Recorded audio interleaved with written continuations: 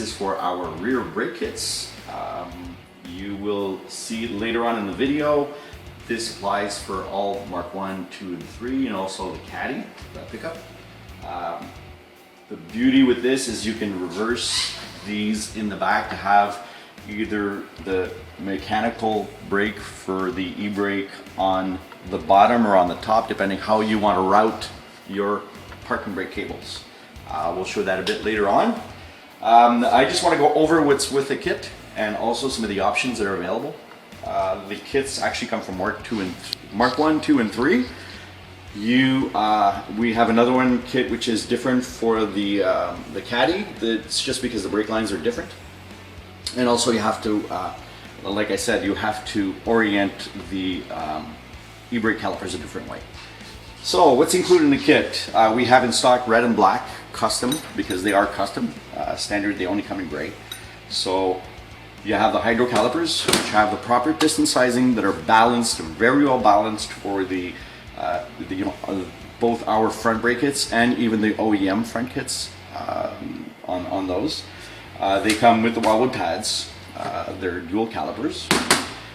You have the stainless steel braided lines. The stainless steel braided lines also, we include the 90-degree fittings. We also have an option of a 45-degree, depending on what kind of setup you have. You can contact us to see which one would be better for you.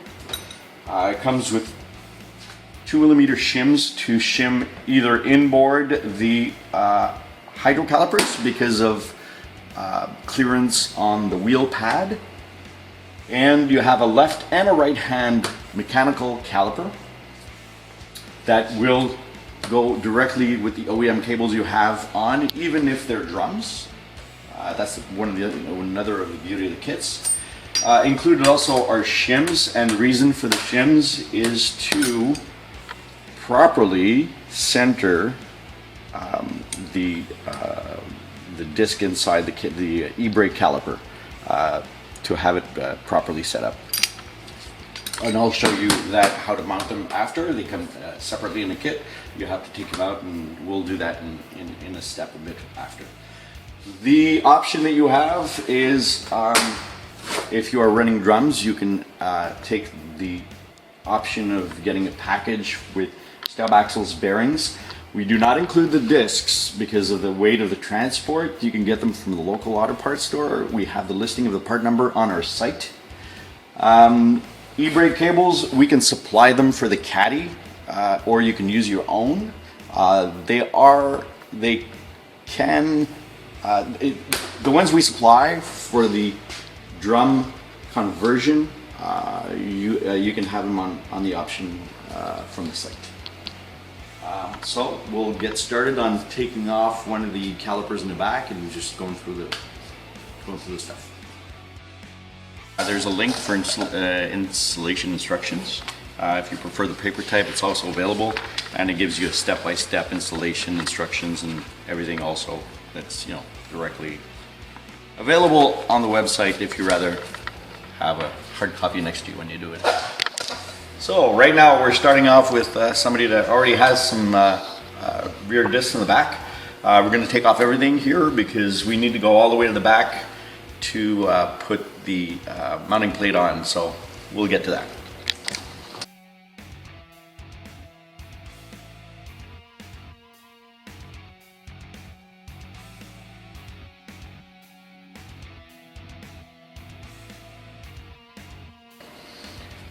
This is almost the first. The rear race actually came off pretty easily from the back. These stub axles are gone, so we're going to put new ones in. Usually most of the time the race will actually stay on. Either you got to heat it up or pull it, with a puller or a chisel and take the race up.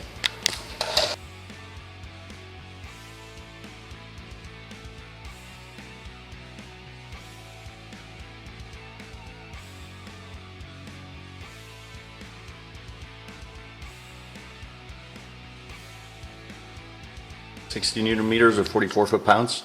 Just be sure you don't have any dirt in the back to be sure it doesn't affect alignment.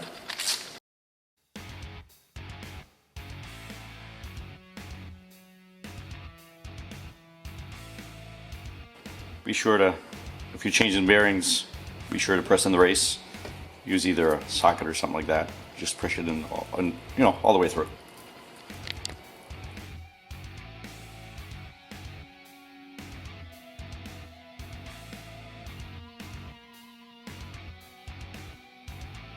First step is actually put on the bracket by the back.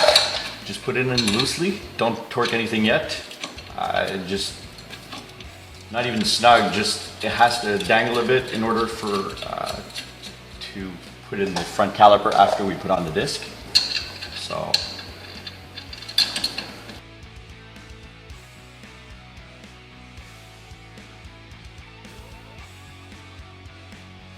Putting on the disc. Bearings, brand new packed. Put it on. After that, go to the hydro caliper. When you take the hydro caliper, be sure that the 90 degree or the 45 degree is actually pointing out towards the pad clip in order to go frontwards on the car.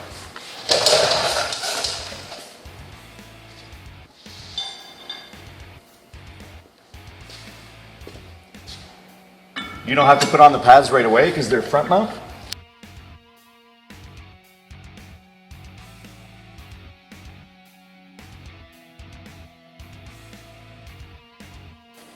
First is to put in the top one, then move the caliper upwards, put it in partially, then you can actually bring it down and then put it into place to thread it like so.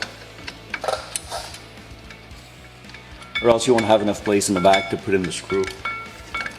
I just torque them all down.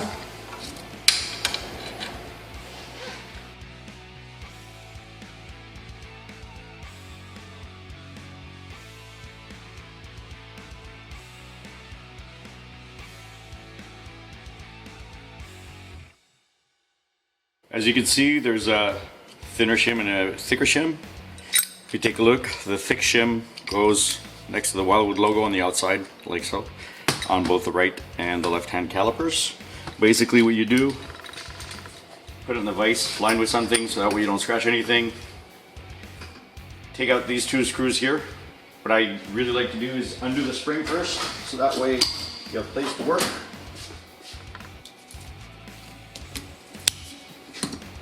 Take off the spring. That way you can move this out of the way, one side or the other, and then access the Allen keys. The Allen keys are inch size, and these are held on. They got some thread locker on the other side, so they're going to be a bit hard to take out. But after you take them out, be sure to install thread locker again.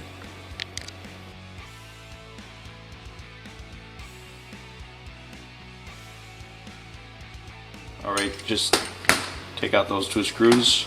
The whole front end part here should come out.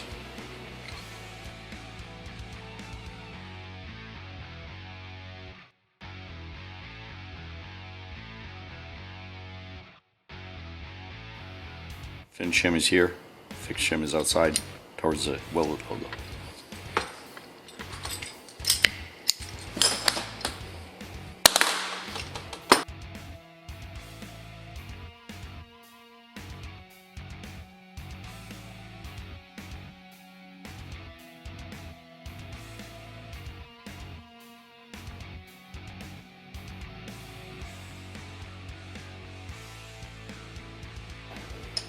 You can just start your thread here by holding it like that. Then after that, putting on the vise and finishing it off.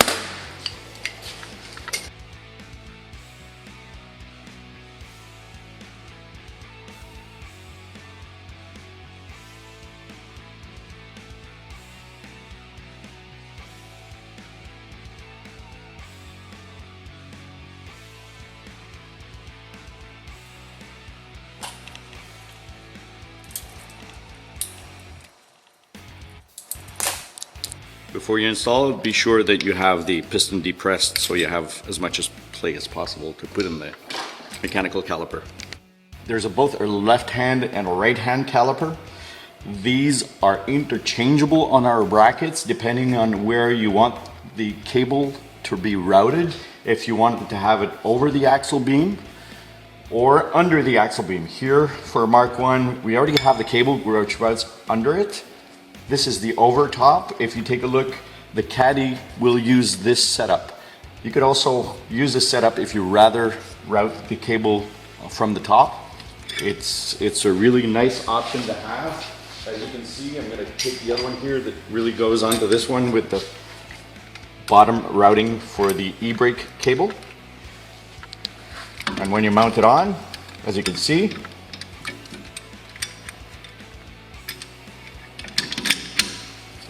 the routing for the brake cable is going to be on the bottom here, and we're going to through the brake cable modification kit installed in a few minutes.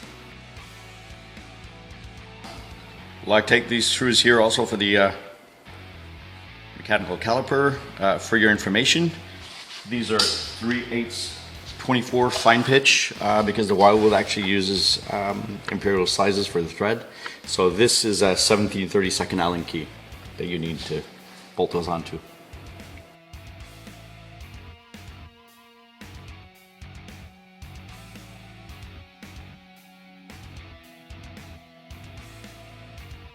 Little trick, 39mm 12-point socket. If you don't want to put any bumps here, really looks good too.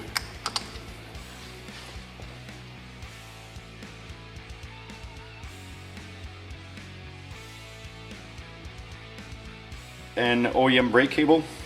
Basically what we do is take a little cutoff wheel. You can do that with pliers or else it'll fray the material. So actually either put a piece of tape and take the cutoff wheel, a small little cutoff wheel, and take off the nipple that's at the end. Try to make it as long as possible, just cut off the nipple. The other thing is the kit here that comes for the brake cable modification kit. You have a sleeve here. That sleeve actually goes over the stop.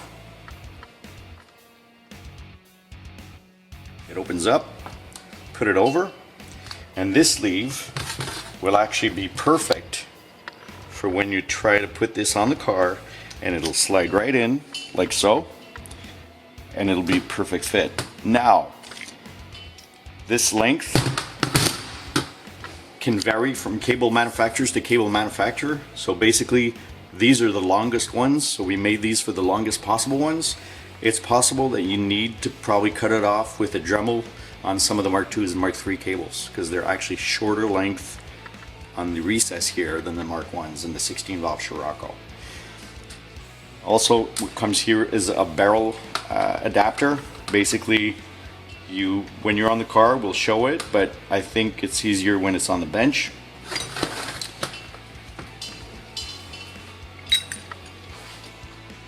Fits right in, depending on the cable length and everything. As you can see, there's an offset. The hole is not in the center. The reason is because the width are not the same. So basically, have it so it goes in and centered. Pivot it, bring it inside the cable, wherever you need to do. When you're in the car, take off the slack in order for the cable to have a little, for the handbrake you can adjust, coarsely right now. Then just tighten both screws equally, a bit on one side, a bit on the other, and torque both of them after. Before you put on the barrels and the cable modification kit, I strongly suggest you go inside the car, and right here, the adjustment on the handbrake, you actually have them all the way up, so you have as much as loose on the cable in the back. Worst comes to worst, you can take it from here, but take the adjustment and put it as much as possible. Right here, as you can see, the hydraulic caliper protrudes a bit outside the wheel pad. With the wheels that we have here, they're Porsche wheels with a very large pad, and there is a bit of interference. So basically, in the kit, we provide the shims, and we could actually shim inboard the caliper in order to clear the wheel pad. If your wheels actually have more, required pad clearance, we could also supply thin, custom-made wheel spacer like 2, 3, 4, 5, 6 millimeter wide. Just contact us and we can do it. Well, now that we've put in everything, we've checked the clearance, the shims for putting the hydro caliper inbound, clears their wheels, everything is tightened down, checked, bleed the brakes, put the lines, and do the usual stuff. And be sure everything is clearanced before you put the car on the ground. You're ready to go. Just come and see our site at tech53.com, tech-53.com, for all your Mark 1, 2, and 3 needs. And don't forget that we also starting to carry the older BMWs, E30, E36, and E46 brake kits, non-M. And see you next time.